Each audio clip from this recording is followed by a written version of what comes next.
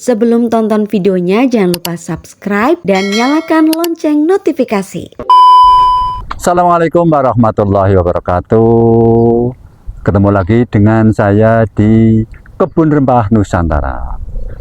Saya harapkan semoga Anda semua dalam keadaan sehat walafiat, tak kurang suatu apa, diberikan rezeki yang barokah. Mohon maaf, ini belum jadi, pintu gerbangnya masih seadanya. Ini hanya asal tempel, yang penting tidak wagu gitulah sedulur ya, seadanya. Saya bisanya seperti ini, oke, enggak apa-apa. Tapi menurut saya sih ini pantas lah, walaupun hanya batu-batu yang disusun seperti ini. Oke, hari ini saya ingin mengajak panjenengan semua untuk sedikit belajar bagaimana sih membuat bibit pala dari biji. Oke, ayo ikuti saya mencari pala yang sudah tua, sudah pecah tapi belum jatuh. Nah, ini pala yang sudah tua yang belum jatuh. Yang sudah jatuh sih banyak yang bisa dipungut, tapi saya ingin memperlihatkan, oh ini ada, ini pala yang sudah matang. Ini pala sudah matang tapi masih di pohon. Nah, ini saya petik. Ini nanti akan saya tunjukkan untuk membuat bibit pala dari biji.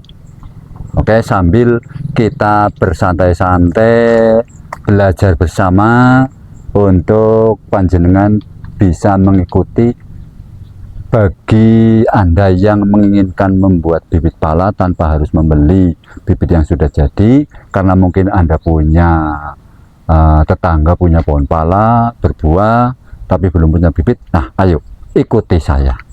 Oke, ini pala yang saya pungut tadi yang berjatuhan.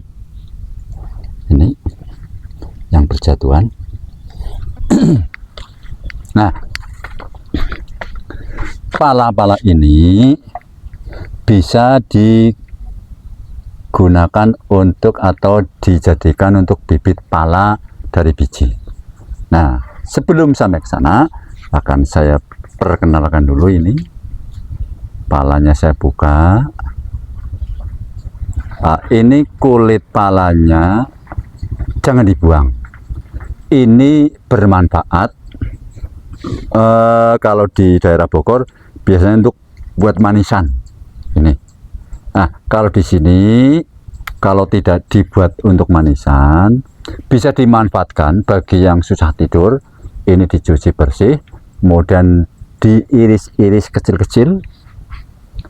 Tadi saya ada pisau sebentar. Nah, ini bagi bapak ibu semuanya yang kadang-kadang mengalami susah tidur, apa namanya itulah, kulit pala ini bisa dipakai dengan cara dipotong-potong kecil seperti ini. Nah, ada beberapa potong, kemudian panjenengan buat minuman teh atau air putih yang panas, ini dimasukkan, potongan kulit ini dimasukkan, tutup rapat, setelah dingin diminum. Ini juga bisa membuat Anda lebih cepat tidur dan nyenyak. Ini, atau bagi Anda yang punya kulit pala banyak seperti ini di kebun misalnya, ini jangan dibuang sia-sia, karena ini dikeringkan pun punya nilai jual. Jadi tidak ada yang mubazir, ini punya nilai jual ya, walaupun tidak terlalu tinggi harganya, tapi lumayan, tidak dibuang sia-sia. Nah, kemudian setelah daging pala, ini ada kulit di dalam. Ini namanya puli, atau ada orang yang menyebut semprak. Ini harganya lumayan tinggi, bisa dimanfaatkan untuk obat, masuknya ke farmasi. Katanya sih untuk kosmetik atau untuk obat apalah, saya kurang paham itu. Ini puli, ini harganya tinggi per kilonya, kemudian baru biji palanya. Ini biji pala. Nah, ini beberapa yang saya pungut. Ini saya kupas semuanya. Saya kupas. Nah, sedulur-sedulur, sampai kepada pokok topik atau permasalahan yang tadi saya sampaikan, bahwa untuk membuat bibitan pala dari biji, jangan sampai panjenengan keliru seperti saya dulu, karena saking belum tahunya tapi semangat ingin mencoba. Saya beli pala di pasar, sudah kering, sudah kocok begini, sudah kocok. Saya coba semai, ternyata tidak tumbuh. Lalu saya tanya-tanya ke teman dan menemukan jawaban bahwa pala yang bisa disemai ini pala yang baru metik, belum kering. Itu. Jadi kalau panjenengan mau membuat bibit pala, ambillah pala yang masih basah, baru metik atau baru jatuh dari pohon. Itu. Kemudian nanti disemai pada polybag. Nanti akan beberapa waktu akan tumbuh bibit pala. Nanti akan saya tunjukkan bagaimana caranya sampai dengan mana yang sudah jadi bibit pala. Saya mau ambil polybag dulu. Polybag yang sudah saya isi media untuk membuat bibit pala. Nih,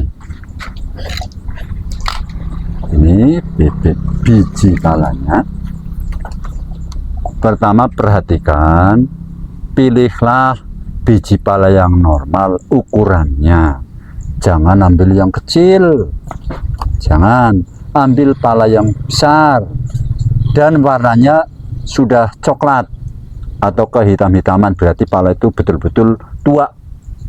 Kemudian ada juga kadang-kadang pala hasil buah pala jantan itu biasanya ada 2 belah, itu dari pala jantan, buahnya seperti itu, 1 biji ada 2 belah pala. Nah, untuk membuat bibit, pilihlah yang isinya 1 dari bibit betina yang berbuah dan yang sudah coklat kehitam-hitaman. Ini menandakan bahwa buahnya itu normal. Dan kembali lagi, jangan menanam biji pala yang sudah kering, tapi pilihlah yang masih basah, ini yang masih bisa tumbuh. Nah, setelah kita menemukan bibit yang sesuai dengan kita inginkan, sesuai standar, kita masukkan ke sini. Nih, tidak perlu dalam-dalam, jadi masukkan saja 3/4-nya lah. Kita benamkan di media yang kita siapkan.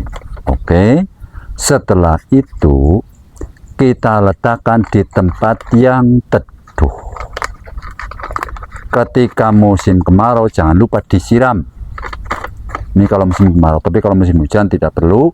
Di tempat yang teduh sudah cukup untuk menjaga kelembaban. Saya kira tidak terlalu sulit untuk membuat bibit pala ini. Kemudian kita letakkan di tempat yang teduh. Ini di sini banyak tempat.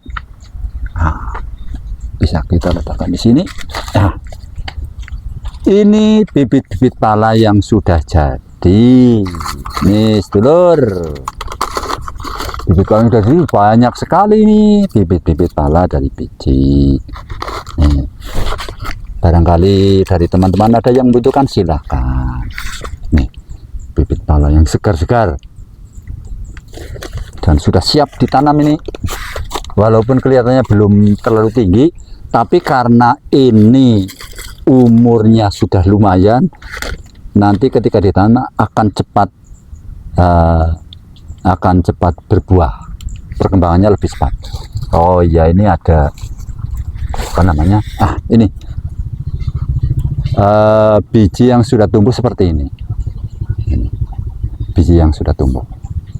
Kemudian ketika panjenengan misalnya secara kebetulan di kebun panjenengan kok ada pala yang tumbuh di tanah masih kecil, jangan dipindah dulu ke polybag. Kalau mau dipindahkan tempat, itu tunggu agak besar, dicabut, tanahnya ikut, baru kemudian nanti dipindah ke polybag. Jangan yang kecil seperti ini. Kalau masih kecil seperti ini dipindah ke polybag, kadang-kadang nanti akan tidak kuat. Yang saya sudah coba seperti itu. Ikuti saya. Ini bibitan pala yang sudah siap untuk ditanam. Ini bibitan pala sampai ke sana. Sini juga ada.